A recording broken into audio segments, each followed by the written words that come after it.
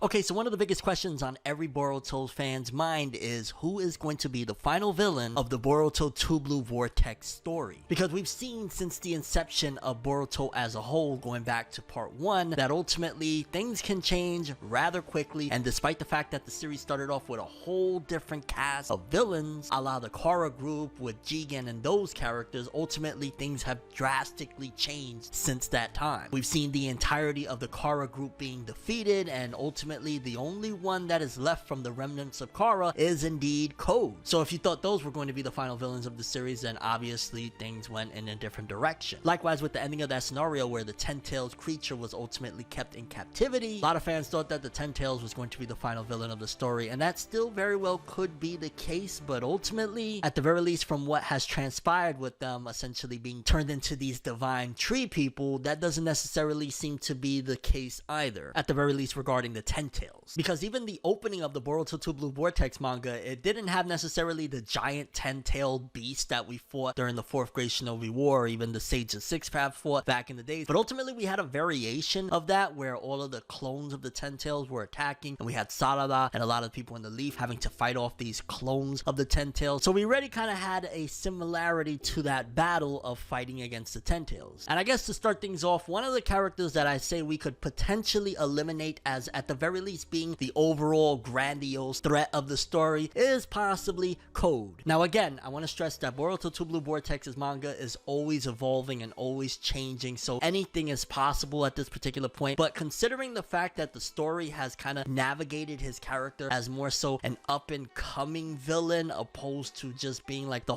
mastermind behind the scenes, and historically, despite the fact that yes, Kishimoto isn't the sole creator of the story right now, ultimately he still is the one creating the blueprint, and we know how he likes to have kind of the mastermind behind the mastermind whole scenario. And unless Code has been pulling everyone's leg this entire time, which again that's very well possible from what we've seen thus far, it seems as though Code might get the last laugh, so to speak, over a lot of people, but ultimately it doesn't seem that the scenario of the narrative has been set forth to make Code the big bad villain that's been masterminding everything behind the scenes, unless he was just this absolute genius that again has been slowly but carefully showcasing all of these losses that he's taken in order to at the very end kind of sweep people off their feet and say, haha, I've been doing this entire time because I'm the guy that's in charge of all of this. I mean, even going back to the Kara group, essentially he was following the motto of Jigen, and one of his initial goals was to get back at everybody that did Jigen wrong. Now it seems as though his goal has kind of morphed and changed to just kind of like vengeance against people that kind of did him wrong, and just in general it doesn't seem to be the case that Code is going to be the final villain. Then of course one of the characters that has been since pretty much the inception of the Boruto story, going back all the way to the very first arc that was even of course the Boruto Naruto the movie stuff, Momoshiki. Now Momoshiki has played the role of pretty much like what Kurama was in Naruto, except it's a little bit more warped, so to speak, in terms of the fact that Kurama was actually eventually able to turn over and show sides of himself that yeah, he wasn't as bad, and yeah, a lot of his character turning into that nine-tailed beast that attacked the village and all that was really him being manipulated by forces outside of things, while Momoshiki has been this intergalactic creature that has been traveling through the galaxy and ultimately is kind of currently in this situation of being stuck within this character Boruto Uzumaki. But at the very least from what we've seen thus far, he doesn't seem like the type of character that would ultimately turn to the good side. I mean, even in the time skip from what we've been told thus far, ever since his evolution and taking over Boruto's body kind of had been capped off, and ultimately all he could do now is possess him at times, ultimately it seems that Momoshiki is in a very tricky situation, but that doesn't necessarily stop him from being a threat at some given point, considering the fact that in order for Boruto to live at peace, assuming the narrative isn't going to end with the death of Boruto Uzumaki, ultimately Momoshiki has to be removed from Boruto at some given point. What that means, could it possibly be that Momoshiki will be removed and be in the physical, where essentially we'll have to face him once more? Considering the fact that the characters and the cast has evolved immensely since the events of Boruto Naruto the movie, even if Momoshiki showed up, unless he kind of powered up while being within Boruto, which that very well could be possible as well, ultimately I don't think Momoshiki would be able to cause as much havoc outside of Boruto's body as he could within him. So in a sense, the biggest threat that Momoshiki kind of poses as far as being an entity is essentially being within Boruto's body. And while we've definitely seen that type of scenario within shonen storytelling and in general in literature as a whole, where essentially a character is kind of facing a dark inner turmoil and has to overcome it. We'll probably have some sort of that scenario, but again, I just don't see any path where Momoshiki completely gives in and becomes a good guy. At best, it will kind of be a, hey, I'm still gonna be me, but I'm just not gonna interfere because there's no point in things. Or again, him being removed and essentially permanently being deleted from the scenario of this world. Because at this point, Momoshiki almost feels like a virus that occasionally takes over Boruto's body and ultimately you gotta kind of subdue. So if we was to put it in a metaphorical standpoint, Momoshiki is kind of like facing demons, where you kind of occasionally have a slip up and ultimately your demons come to surface and you gotta kind of suppress once again these demons to eventually at some given point completely remove them. And if we're going down a more realistic approach with that one, essentially one of the best ways to remove your demons is you gotta face them. So at some given point we might have a scenario of where, think like when Naruto was in the waterfall and he kind of had to face his dark self and eventually give himself a hug, so to speak. We might have to have a scenario like that, although again, I don't see Momoshiki taking a hug and it being okay and everything going jolly. Regardless, Momoshiki being the final villain of the story, it seems more like he'd be the final villain of Boruto's character arc, but not of the Boruto 2 Blue Vortex story as a whole. Ada and Damon, personally, I don't even see them as villains per se at this point either. I feel as though for the most part they play a role of antagonists. Ada has definitely helped to advance the plot immensely, for better or worse, in terms of the fact of what her ability did, kind of swapping the destinies and swapping the realities of Kawokey and Boruto, thanks to Kawaki's wish to essentially reverse the circumstances that he faced at the end of the OG Boruto story. But ultimately, Ada and Damon, they kind of just seem more like, for a lack of better term, plot devices, opposed to just being true, straight up, authentic villains.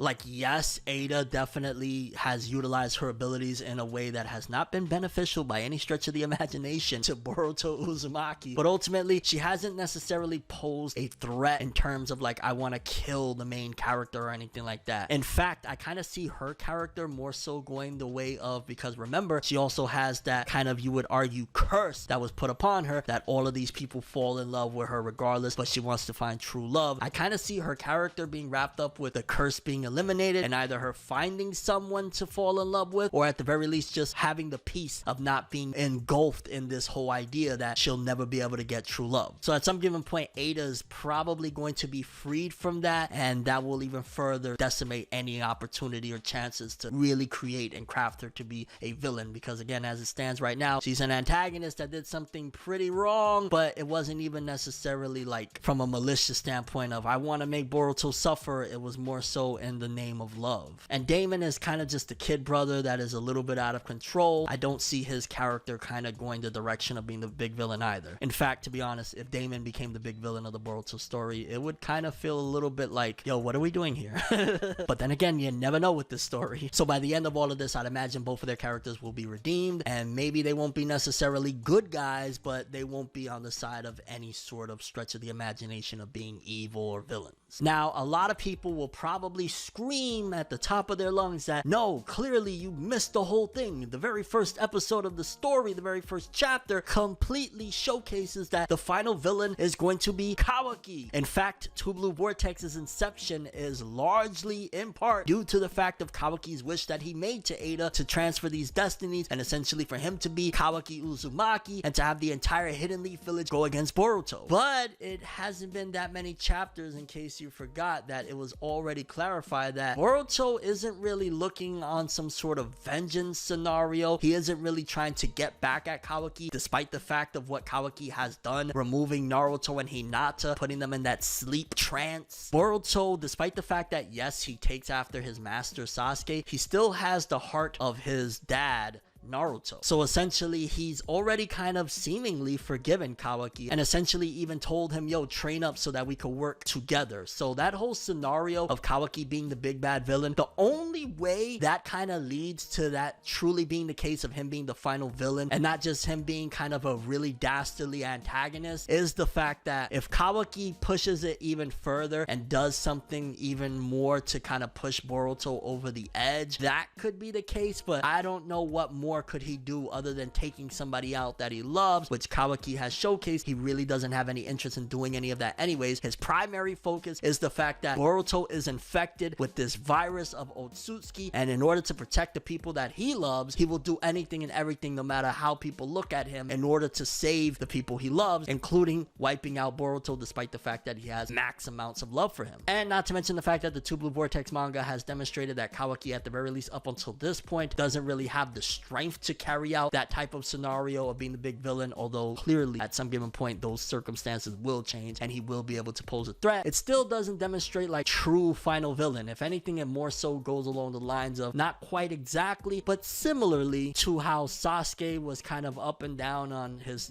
road and journey of redemption, and ultimately at the end of Naruto, he tried one last time to go up against Naruto in that final battle, but even then it wasn't necessarily like he's the final villain. It was just kind of like, yo, this is my opportunity to make change, let me do that. So Kawokey being the final villain, it's possible if he crosses the line any further and Boruto really just can't forgive him, but he forgave him for what he's done to his parents. He forgave him for stealing 3 years of his life away from him. I don't see him being able to do much more that Boruto won't forgive, and we know that he actually loves and cares about Himawari, hence how he saved her recently. He's not going to cross the line any further, other than maybe he might try to hurt Amado or something, which I don't think Boruto would necessarily be enraged about that. Now, if you're following the Boruto 2 Blue Vortex up until this point, with 22 chapters released as of the recording of this video, you're probably screaming, clearly Jura is the final villain. Divine Tree people have been created and crafted for this very exact reason. They're the final ones. It's going to end with them being the mustache twirlers. And personally, I totally disagree. I feel as though while they kind of feel almost resembling what Kara represented in terms of that Akatsuki group, that band of villains that is going to be kind of taking a lot of screen time throughout the story, ultimately the way the narrative has been set up for the Divine Tree people, they kind of come across as, outside of Jura, the rest of them is just trying to figure stuff out. Like, yeah, they're listening to Jura's orders and doing these things, and sometimes it, really gets to a point of having to have life or death battles, and some of them have already been wiped out to begin with, but ultimately none of them are truly there like bloodthirsty, trying to just kill or anything. Like Matsuri, for example, was there damn near about to fall head over heels over Konohamaru, and then Ryu essentially was a pretty chill dude for the most part. Again, it's just that he was following orders from his leader. So in all honesty, for the most part, you could kind of cross out majority of the Divine Tree people aside from Jura as being a final villain, considering some of them have already been wiped out, and the only other one outside of Jura that is pretty much of major importance, you could argue, is the Sasuke clone. And it seems like he's going to be more of a character arc thing to help develop Sarada, maybe possibly even helping her, considering she's unlocked her Mangekyo, to kind of maintain her Mangekyo and achieve EMS. So that's probably going to be the role that he plays, but that's not really final villain, which lies with Jura at the moment being the big, baddie that essentially, if Boruto goes up against him, which he's currently doing at the moment, Boruto is supposed to, in all timelines, perish. And for the most part, I don't see that happening. I see him definitely leaving an overall lasting effect on things, simply because, again, he is very strong, very powerful. But I think Jura is going to serve as a lesson to the main cast and Boruto himself, because again, even in all of his dastardly deeds he's done thus far, ultimately it seems like Jura is just seeking inner knowledge and trying to figure out what life is to himself. Like, he has all these notions as he's reading and understanding what life is all about